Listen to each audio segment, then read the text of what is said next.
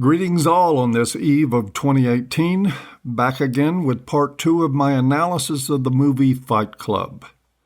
As a brief recap of part 1, our protagonist, also known as the narrator, is a sleepless white-collar stiff, living a life void of pleasure, pain, and purpose.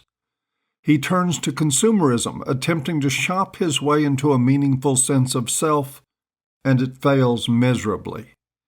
Plagued by insomnia and his personality on the verge of shattering, he turns to the touchy-feely, emotive psychobabble of self-help groups and finds enough relief through the emotional release that he's able to sleep, but unknown to him, not enough to abate the continued fragmenting of his personality. Deluded in the belief that his self-help endeavors are a newfound panacea in his life, and relishing the attention he is getting from others, the narrator begins binging on different meetings, posing as someone with everything from tuberculosis to different forms of cancer. In one particularly interesting segment, he is in a cancer support group. The leader is taking the group through a guided imagery meditation in which they are to enter their cave, a place constructed by the unconscious of the individual. And in the case of the narrator, it is a cave of ice, cold and somewhat forbidding. In there he finds his power animal, as much as you can call it that. It's a penguin, quite fitting for the narrator. His power animal is a flightless bird. The penguin speaks to him with one simple word. "Slide," it says, and leaps onto a downward slope of ice, giggling like a child. Slide, as though to just let go of control and enjoy life, something the narrator is wholly incapable of doing. He can't let go because it's not in the nature of his rigidly controlled, now faltering personality. More so, he knows that he's an imposter, manipulating others for attention with an act that requires too much control to just surrender. But it all still seems to be working for him in a fashion. "Every evening I died," he says, "and every evening I was resurrected." This is the first time in the movie that the narrator cracks a smile. He is content with his ruse and the control it requires. Until the night when Marla Singer, played by Helena Bonham Carter, enters his testicular cancer support group.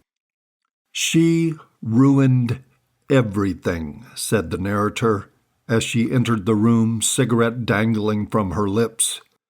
And indeed she did. This is a fascinating scene.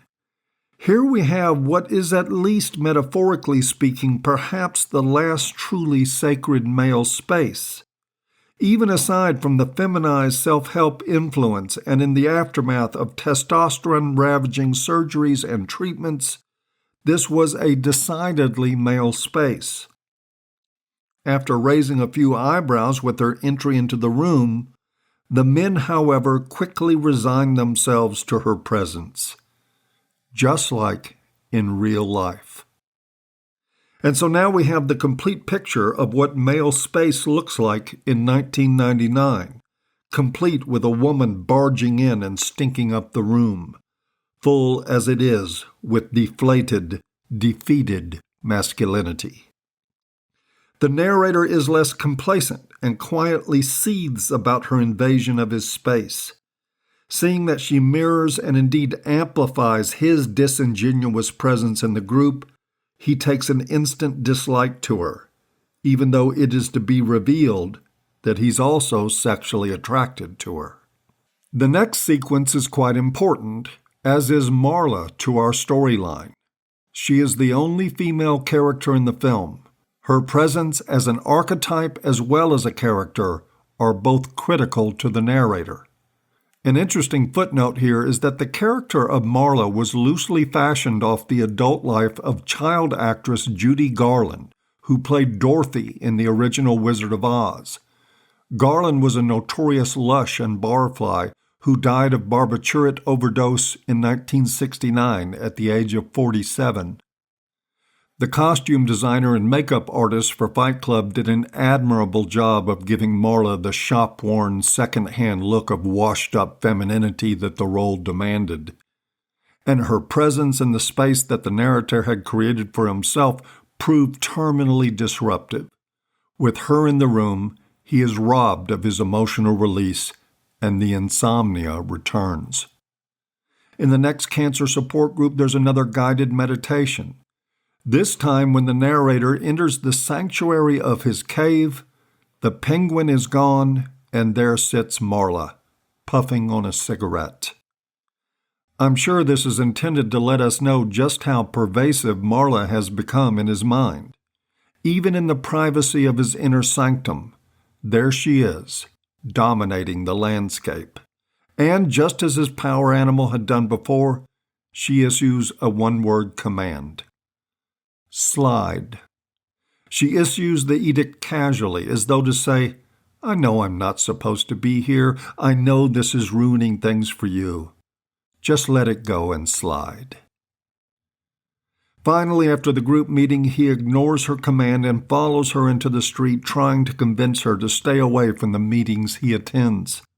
Noteworthy during this interaction is that Marla walks into the street directly in front of traffic, which comes to a screeching halt just short of hitting her.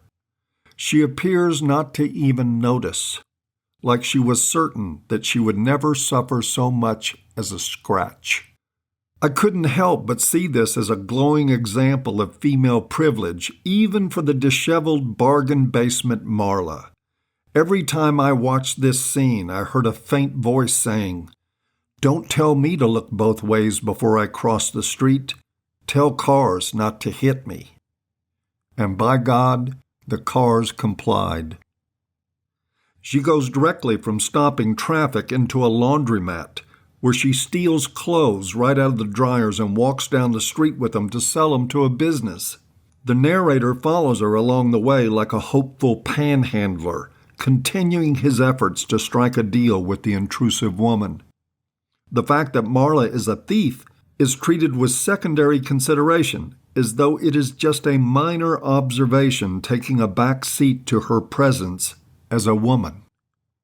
Again, just like real life.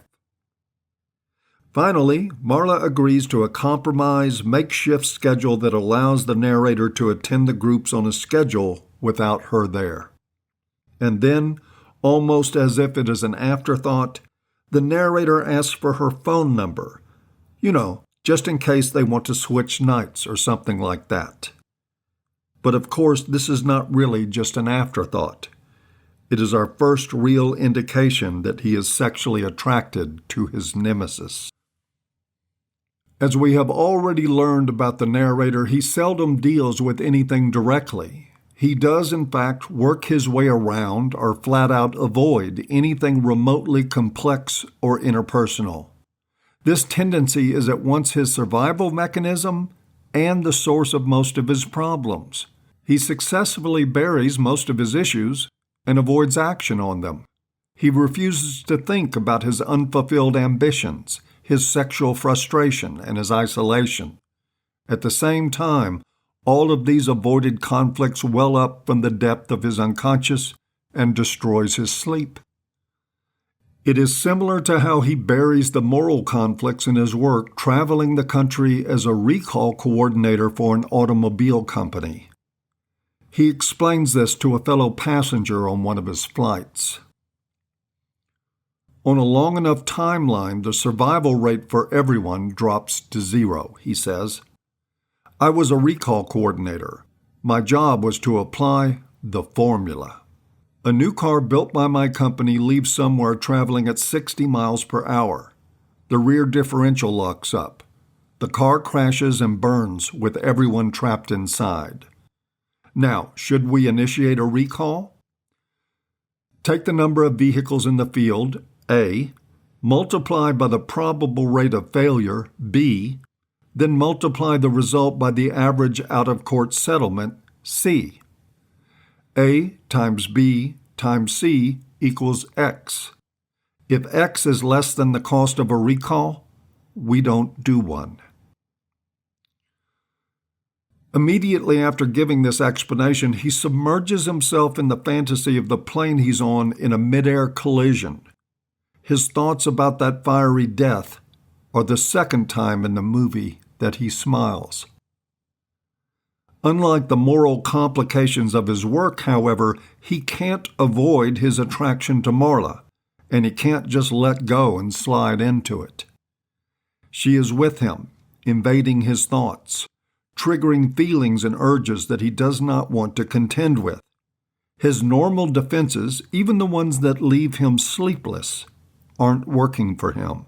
The fracturing of his personality comes on full force and opens the door for Tyler Durden to come to the rescue and to unleash hell on the world around him, which is where we will pick up in part 3 of this series on Fight Club.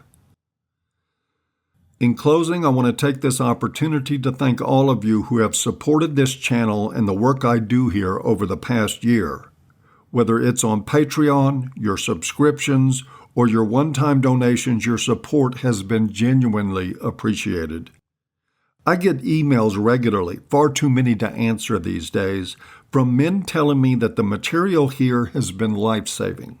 And I believe that they're right. There has never been a time before that red pill material was so badly needed, the world being what it is today.